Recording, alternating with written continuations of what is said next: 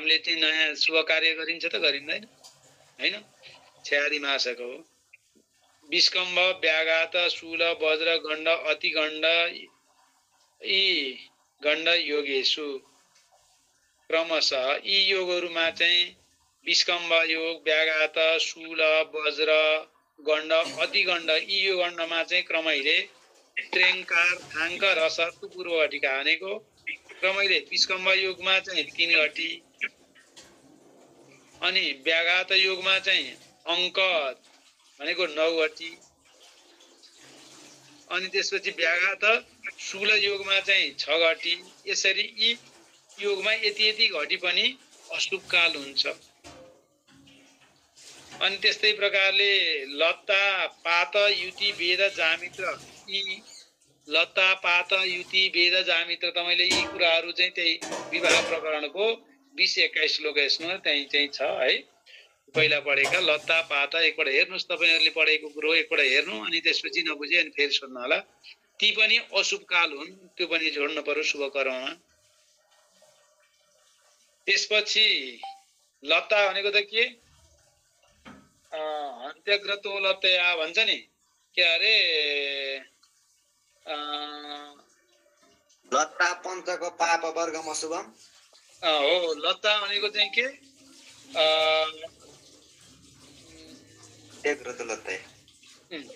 लत्ता भनेको त के भन्छ त भन्दाखेरि लत्ता दोष भन्छ के लत्ता दोष भनेको के सूर्यले आफू बसेको नक्षत्रबाट यति पर आफ्नो लत्ताले हान्छ भन्छ नि त यहाँ के भने लत्ता दोष यहाँ हेरौँ त ल एकछिन तपाईहरुले आफैले हेरे नि हुन्छ पढेको त यति हेरेर चाहिँ पढेको कुरो यो कण्ठ मलाई नि यो चाहिँ श्लोक ठ्याक्क कण्ठ हैन फेरि हेर्नै पर्छ तपाईहरुले हेर्नुस् त्यो चाहिँ लत्ता दोष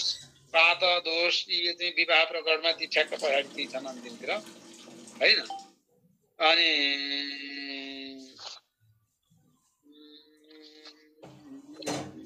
एकछिन है त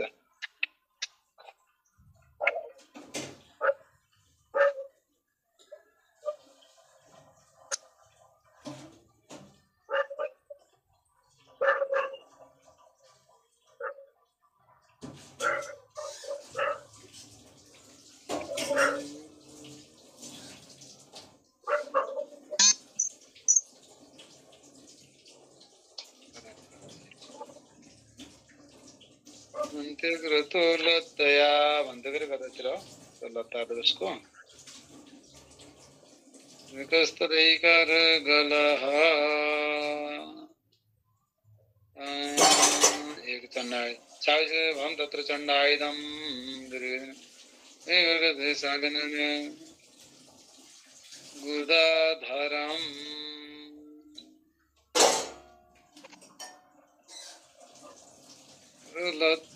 यहाँ भौमात्र्याकृति जी साडी कति श्लोक भन्नुहुन्छ भने त्यो लत्ता दोष हेर्नुहुन्छ भने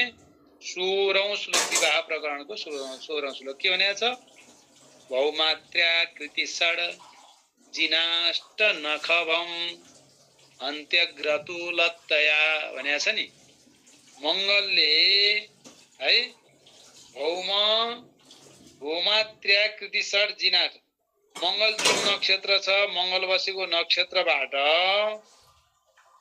तेस्रो नक्षत्र अगाडि आफ्नो मंगल आज अश्विनी नक्षत्रमा छ भने अश्विनी भरणी कृत्तिका 3 नक्षत्र अगाडि लात्ताले हिर्काउँछ आफू बसेको नक्षत्र भन्दा अगाडि अनि त्यस्तै प्रकारले भौमात्र्य मंगलले तेस्रो नक्षत्रलाई बसेको नक्षत्रबाट आकृति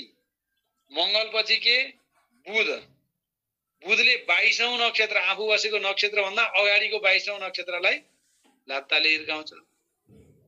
भौमात्र्याकृति मंगलले तेस्रो नक्षत्रलाई बुधले आकृति 22औं नक्षत्रलाई अनि शुक्रले जिन भनेको 24औं नक्षत्रलाई शुक्र जुन नक्षत्रमा छ शुक्र बसेको अहिलेको चाहिँ हेर्दाखेरि अब अहिले शुक्र जुन नक्षत्रमा छ त्यो नक्षत्रबाट अगाडिको 27औं नक्षत्रलाई दोष गरिरहेको हुन्छ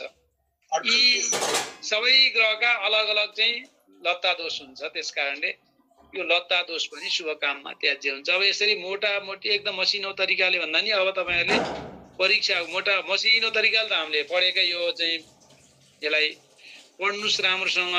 अनि फेरि मलाई जहिले सोधे नि सोध्नुस् केही फरक पर्दैन तपाईहरुलाई जहिले सोधे पनि यो गुरु मैले यो बुझिनँ भनेर सोध्नु। पहिला तपाईँले पढ्नु राम्रोसँग, यहाँ बुझिनँ भन्नु, म बताइदिन्छु।